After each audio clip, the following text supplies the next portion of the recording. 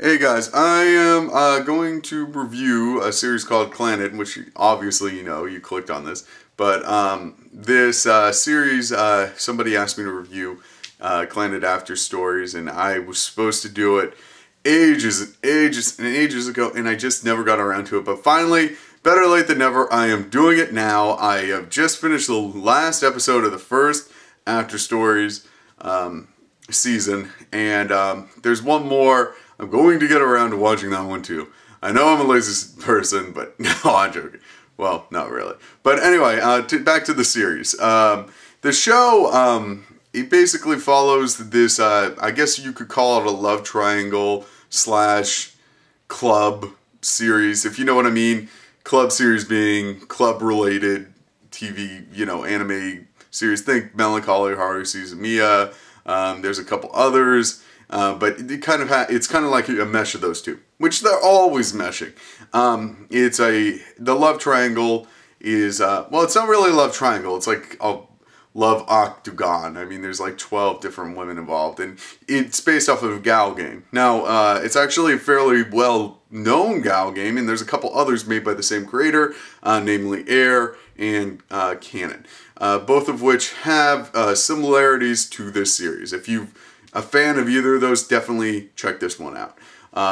Now, I will have spoilers eventually, but I'll give you a heads up when I get there. So if I'm not using names, that's why I'm not using names, okay? So, also, I hate pronouncing Japanese names. I slaughter them, and people always say, Sean, you mispronounced that, and I'm like, yes, I know, I can't pronounce Japanese names. Anyway, so, this series basically starts out in high school. The first two seasons are basically about that. Now, this next season takes it to its logical conclusion.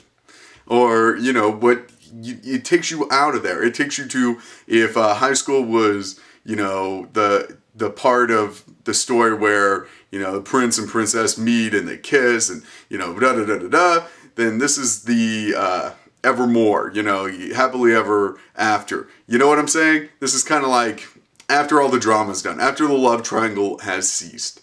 Now, you'd think that that would take out a huge aspect of the series. And to a certain extent, you are correct. It changes the series dramatically. And it breaks the usual template. And that's what's fascinating about the series, without giving too much away. Also, the characters that they add on a very significant character, let's put it that way. But unlike, you know, tons of add-on characters like Scrappy-Doo, I guess that's not very equivalent, but unlike Scrappy-Doo, Minnie Moon, if we're using an anime character that annoyed me back when I was a little kid, there's a lot of others. Unlike these characters, this one actually is not annoying. Actually adds to the plot significantly. It's not just a pointless add-on to drive up ratings. And I cannot stress enough that that was great, that they added that on and it did not fuck the series. Because when the new character, I'm trying not to tell you about the new character, but when the new character enters, I was really worried that it would just screw up the dynamics. And it altered them a little bit, but it did enough to keep you guessing about it. You know what I mean? Having said that, they also tie in a number of subplots that they left hanging in the previous series. In a lot of ways, I don't know if they were planning to make this series, but they needed to explain the end of Clannad Season 2. Once again, I might be mispronouncing that. But the other thing I'll say is that this series, when you're watching Clannad, they're made up of arcs. And that's, to a certain extent, from what I understand, something left over almost from the Gal game phase of the series. Now, some people debate whether it's a Gal game thing, but anyway, they have very recognizable arcs. In fact, they even call two episodes arcs in the series, I think. And it's interesting because these arcs are, you know, usually arcs are they take you off the main plot and they kind of take you someplace you don't need to go. You know, they're backwaters. Especially with shonen. But with this series, that is not the case. This series actually uses them to great effect. I think that they definitely push the plot along, and they're entertaining in their own right, which is amazing. In that alone, if this series just did that, of course I'm all talking from opinion, but if that's all they did, I would still mark this series very high, just because of that. Just because that is something nobody ever does. And once again, the animation, no question, great animation. You know, about as I'd say, I would not say that it is mind-blowing. It's not going to be anything that you wouldn't be expecting, but at the same time, quality animation. You follow? It's not Avatar, but at the same time, it's pretty good. I should review Avatar because I hate that movie, but I won't get into that. But the other aspect of it is, I know everybody's like, why did you hate Avatar? Probably. I'll make a video about it, don't worry. Anyway, where was I? Sorry, I lost my thought.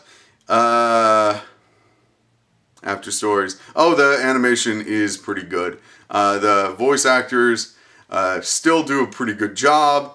The translation's really good. One thing that's interesting about the series is, while they definitely had some, though this series, I don't know if it was supposed to come out immediately after, but it definitely has the same vibe as the first series in a lot of ways.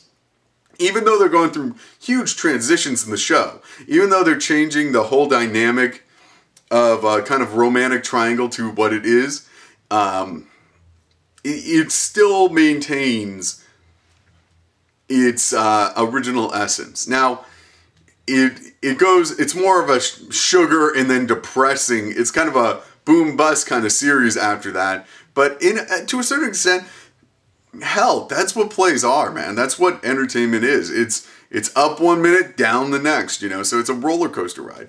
But I definitely recommend the series, especially if you've seen Air or Canon, if you liked either of those. Even if you don't like the first, like, 2 seasons of this, you should... Don't even worry about the first 2 seasons. Just watch the last few episodes, like, and jump to this. Because this is definitely worth it. The original series is great, but this is definitely worth seeing a different aspect of a storyline develop. I'm trying to say their transition from where they were to where they are is good enough that I recommend it, is what I'm trying to say. So you need to watch the first part to watch the second part, else it's not going to make sense what the fuck I'm talking about. But you could almost watch After Stories by itself, frankly. Because it kind of fits onto any end series of a love triangle, though. You follow? I know I just said you needed to watch it, but thinking about it, no, you kind of don't, but you should.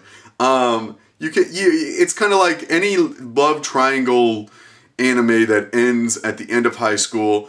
This is kind of what you could add on to the end of it. You know what I'm saying? I mean, the characters are a little bit different, but it's kind of like, it works. Sorry, I'm kind of rambling on that point. Now, having said that, I recommend it. If I was going to rank this series, I'm trying to remember what I gave the original series, but I don't want to give it a perfect score because that's for special cases. But as far as a love triangle, anime, high school, romance kind of thing, I think it's definitely top marks. There's no question. You know, I give it like a 4.9 out of 5. Because I don't want to give it a 5. I know I'm an ass about that. I'm so glad I'm not a teacher. But, well, I guess you guys should be, but maybe not. I don't know. Anyway, that's it. I'm going to add a couple spoilers at this point. Spoiler alert, I guess. But I will say that I think that when they brought Fuko... Okay, this is something I want to bring up. Fuko, in the original series, I thought was dead. I thought she was dead. You know, when they have that wedding, I thought she was dead. If they bring her back, I'm like, what the fuck's going on? I thought we had a whole nother time jump. And I want to talk about the death scenes real quick, because they don't just have one, they have 2. And the first, when when she dies, that was like, what the fuck? Okay, you kind of saw it coming. You have to admit you saw it coming. But it still was like, they're not going to kill off the lead character. And then I kept thinking she was going to come back next episode and the next episode. But no, they kept her away. And that took some balls, you know? That took some fucking cojones to take out the main female lead and to just go with it. I give them credit for that. Because it's just amazing. You took out, especially from where they were. Now, if they did this back in the high school phase of the series, okay, you got other characters to play off of. But when he's, living on his own and he's all by himself, basically, he runs into a couple people, that's hard to play with. Who's he talking to? He just kind of narrates himself. But even though with this limitation, I think that they were able to do it. I mean, it got a little too dramatic for me, to be honest, but they did it. The other thing I'll say is that when the little girl died, I knew she was coming back because they're not going to end. Number one, I knew how many episodes were in the series, so I was like, fuck, they killed off all the female, like, lover connection characters. Well, I guess the kid's not a lover connection character, thank God. But they killed them all off, like, before we're at 75% way through the series. What the fuck are they going to do with the rest of the series? Like, the rest of the season? But I think I misspelled series and season just then. But, I don't know. The little girl stuff was just like, what the fuck? I was just confused. I was like, wait, they killed off her. What's going to happen now? He's all by himself again. And the little kid, the father's been resolved. Are they just going to end it like this? By the way, if they had ended the series like that, I would have been angry, but at the same time, it would have been one of the most satisfying endings in anime. And I'll say it again, I don't think anime usually has very good endings. Most anime series do not end well. They always end kind of abruptly almost. There's exceptions to this, of course. You can look at Cowboy Bebop or Depot. I call it Depot. I don't know why. It's back when I really could not read. But yeah, no. There's a couple other things like that. I like how they had the twin arc. I forgot which twin it was they named the arc after. But I feel so sorry for the other twin. Yeah, the short-haired twin, I think her name's like Yo. I feel so sorry for Yo. Don't get mad if I'm mispronouncing. I don't know what her name is. I'm trying to remember. But I feel so sorry for her because, number one, in the original series, she got fucked. And then in this series, that's double fucked. I mean, nothing ever goes right for her. I mean, she better keep playing with those cards because that's all she's got, man. I mean, shit, things are just bad for her. It was quite a ride, and I look forward to seeing where they're going to take it. Frankly, they had that recap episode, which is kind of a waste of an episode. I'm going to tell you this right now. All recap episodes in my book are a waste. But it is interesting to see how the series transitioned, and I think that's why I'm talking about it so much, is because watching that recap episode, you really could see it clearly. The other thing I like about the twin episode, before I totally dropped the twin episode, is the subplot about the main female leads. I don't know why I'm not mentioning her name, but I'm gonna keep going with it. How she makes friends eventually, because even though they're separated and shit, they kind of conclude that. One last thing I'll say is we're getting pretty close to the 15-minute mark. I like how they tied in that beginning little story with the weird robot alien thing. That was cool. I'm glad they fixed that up, because I was like, that's set. They're gonna fix that somehow. I know it, because they don't usually leave those things unanswered. But anyway, that's it. Subscribe, comment, rate. I'm sorry that this video is late, but what can I say? It was on my anime list. I actually have an anime list. But yeah, anyway, that's it. Bye. Have a great day.